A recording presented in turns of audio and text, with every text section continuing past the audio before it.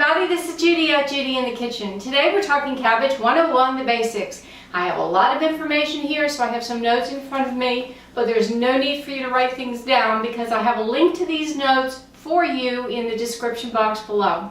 Now about cabbage. Cabbage is a member of the cruciferous family that we are very familiar with. So it's related to kale and broccoli and cauliflower and mustard greens and turnip greens and Brussels sprouts and a lot of vegetables along those lines. There are a lot of varieties of cabbages, but there's four main types here in the United States. So green cabbage is number one. We're most familiar with that, and that's the one that we often reach for to make coleslaw with. It's green and smooth and round and has tightly wrapped leaves going around it. Then we have red or purple cabbage. A lot of times we refer to it as red, but it's actually purple, and it looks like a green cabbage except that it's purple. Same thing, round with the leaves tightly wrapped around it. Then we have Savoy cabbage, and this has curly leaves that are less densely packed than the green or purple varieties, and this is often used in stir fries. It's great in wraps as well. And then there's Napa cabbage, also referred to as Chinese cabbage. Kind of looks a little bit more like a head of lettuce than a round head of cabbage. And this is often used when making kimchi, and it can be used in stir fries as well. Now in my notes at this point I have a web link that you can refer to if you want to see pictures of these different types of cabbages, if you're not familiar with a couple of them. Now we have two basic colors within the cabbage family here. We have the green cabbage that we're very familiar with, and that color can range from very light to a dark rich green. And then the red or actually purple variety, that can also range in shades from lighter purple to very dark, and sometimes that very, very dark purple cabbage can be referred to as black cabbage. Personally, I've never heard it referred to that way, but that's what I've read. Okay, so it sounds interesting there. According to the Economic Research Service at the USDA, cabbage is the second most economical vegetable in terms of price per edible cup. So if you're on a tight budget yet you want to work more veggies into your diet, then cabbage is a great one to add because it's not an expensive thing to add to your meals, and you get a lot of bang for your buck in it. Interestingly, in 2014, the average adult ate 7 pounds of cabbage a year, and that puts cabbage as being the 10th most popular vegetable in America. And also interestingly, in the United States, about half the cabbage sold at the retail market is made into coleslaw, so that seems to be one of our favorite ways to enjoy cabbage. And the production of sauerkraut accounts for another 12% of the cabbage sold on top of that. So that seems to be our most common ways to use cabbage in coleslaw and in sauerkraut. Nutrition tidbits. Cabbage has few calories, with only 22 calories in a cup raw, but that 1 cup packs a real nutritional punch because it has 85% of the recommended daily intake of vitamin K. That's a lot of vitamin K. And it also has 54% of the amount of vitamin C that we need on a daily basis.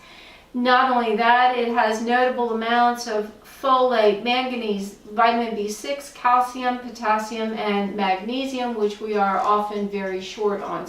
And green cabbage is the type of cabbage that we most often enjoy in the United States. But not only is it helpful for the other reasons I stated, but it has some powerful antioxidants and anti-inflammatory properties as well that can reduce inflammation in the body. It can help to protect our heart health. It can help to improve digestion. It can help to protect us against certain cancers. It's a very valuable food in a number of ways. Now, not only that, but the purple cabbage or red cabbage, however you want to call it, has special compounds that give it that color that have unique properties for anti-inflammatory help and antioxidants as well. So if nothing else, you want to make sure that you include some purple cabbage in your meals as well as the green cabbage. Always do try to mix the two if you can, or at least find some use for the red cabbage because it has special, unique properties that help to guard our health. So it's a very important food. Now, how to select cabbage. We want to choose a head of cabbage that is firm and seems very heavy for its size. We want the leaves to look fresh and crisp and tightly packed with very few blemishes. Interestingly, and if you're a little squeamish about the flavor of cabbage, the larger heads tend to have a milder flavor than the smaller ones. So if you are not really overly fond of cabbage, and yet you want to eat some of it just to kind of work it in for health reasons, look for the larger heads rather than the smaller ones. It will have a milder flavor. Also, in most grocery stores, you can find cabbage pre-shredded, which is a great convenience if you don't have a lot of time, you've got to do something in a hurry, and you don't really like to cook all that much. It's a good convenience food to have. Couple of things here. You want to make sure that you use it before the best buy date on there because you want it to be as fresh as possible. And also, the vitamin C content tends to dwindle after cabbage has been cut. So I don't know how long that cabbage has been sitting in the bag of pre-shredded, so you can pretty much be assured that the vitamin C level in that pre-shredded cabbage is going to be less than if you bought a whole head and shredded it yourself. An important point there. How to store cabbage. You want to keep cabbage in the refrigerator wrapped in plastic to retain moisture. Most resources say cabbage will keep for 2 weeks that way, and yes, it will. I have found that depending upon how you store the cabbage, it can last for a lot longer than that as well. How to preserve cabbage. You can freeze cabbage for later use. Now, if you freeze it, plan on using it in cooked dishes because the texture is going to change and it will not be appropriate for coleslaw or adding to a fresh salad, something like that. It just won't. I do have instructions in my notes here on how to properly freeze cabbage, and when you do it, where you blanch it first, it'll last in the freezer for 10 to 12 months. Some people do freeze cabbage without blanching. Reputable resources do not recommend this for several reasons. However, if you do opt to freeze cabbage without blanching it first, please do use it within 4 to 8 weeks, no more than 8 weeks in the freezer, because it will continue to age if you don't blanch it first, and it may not be quite what you want it to be if you let it go much longer than that. Fresh cabbage can also be dehydrated. Some sources say that you can dehydrate cabbage without blanching it first, but again, reputable resources recommend that you blanch it first. Again, just the same thing with freezing. You want to stop those enzymes that are going to cause it to age, and there could potentially be some microbes on there that need to be killed along the way. So you'll find conflicting information online about blanching or not blanching it when you're freezing or dehydrating cabbage. However, reputable resources do recommend that you blanch it first, and I kind of concur with that. Sometimes dehydrated cabbage is eaten as a snack. Backpackers may take dehydrated foods with them because they're lightweight and you can pack a lot of food into a small space. And so you might try, if you're looking for some sort of another way to work healthy foods and vegetables into your meal plan, you might try snacking on dehydrated cabbage. It's going to be brittle and crunchy. And the flavor is bound to be mild at that rate because you don't have the liquid in there, so you might give that a try. Fresh versus frozen. Fresh cabbage is obviously commonly found in just about any grocery store in this country. Whereas the frozen variety, I have found that advertised online, it is commercially available, but honestly, I have never seen frozen cabbage in any grocery store I've ever been in. So if you have found frozen cabbage in a store near you, I'd like to know. I'm just curious about that because I've never seen it. But anyway, it is said that it's available commercially. But fresh versus frozen, I think you're always going to find the fresh available pretty much wherever you live. And you can do whatever you want with that. Use it raw, freeze it, cook it, whatever. How is it usually eaten, raw or cooked? Cabbage can be eaten both ways and cooked in a variety of ways. And some people don't care for cooked cabbage because of that strong sulfury odor that it has. And perhaps mom or grandma used to cook cabbage in boiling it in a big pot of water and just boiling it until it's very, very soft. When you cook it that way, it will have a very strong sulfur odor to it. So if you don't like it because you were exposed to that as a child, I don't blame you. However, you need to get an open mind and try cabbage cooked in other ways. And as long as you don't overcook it, you won't produce that sulfury smell in the house. So you want to cook it in the shortest time possible with the least amount of water you possibly can. And that way you won't produce that sulfury odor in the house.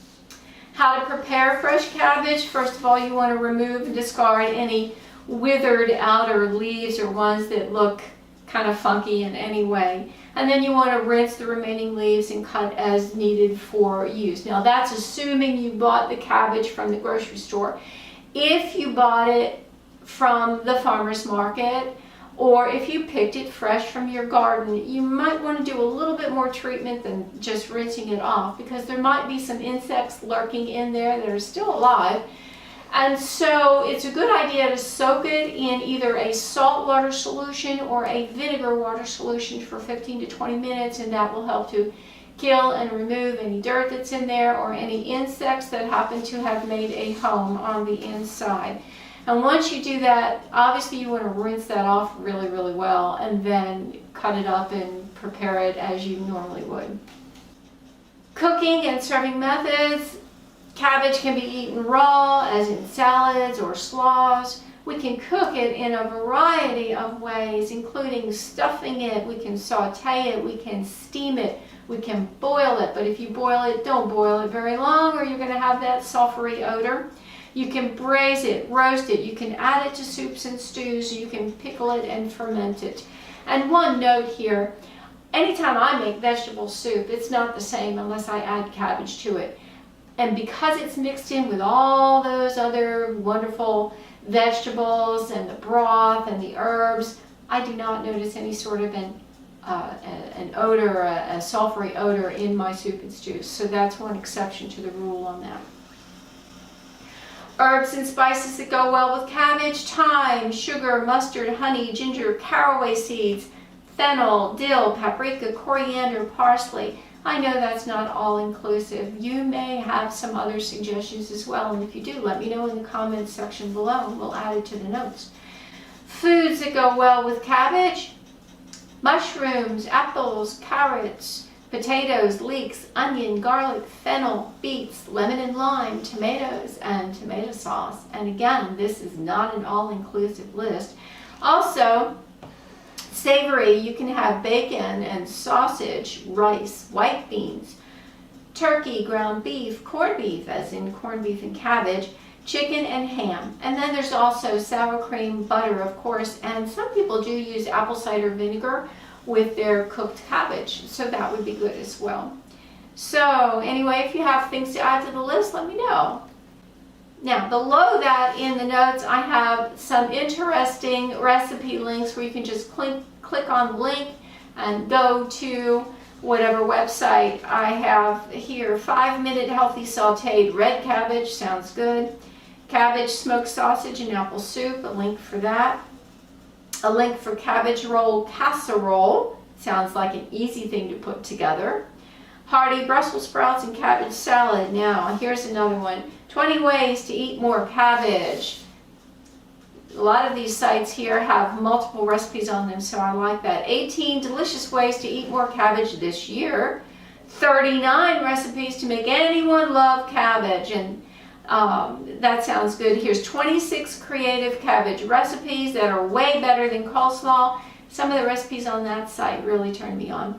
And our 35 best cabbage recipes from the Taste of Home magazine. So I have a lot of recipe links here for you to browse and look through, and hopefully you'll find something of interest for you and your family that you might enjoy. So do let me know if you have any questions or comments that I have not addressed thoroughly enough to meet your needs. I'll be glad to answer any questions if I possibly can. And so do check out the notes on the link below. They're there for you to use as you need to for your personal use. This is Judi at Judi in the Kitchen. I hope this helps. Have a great day.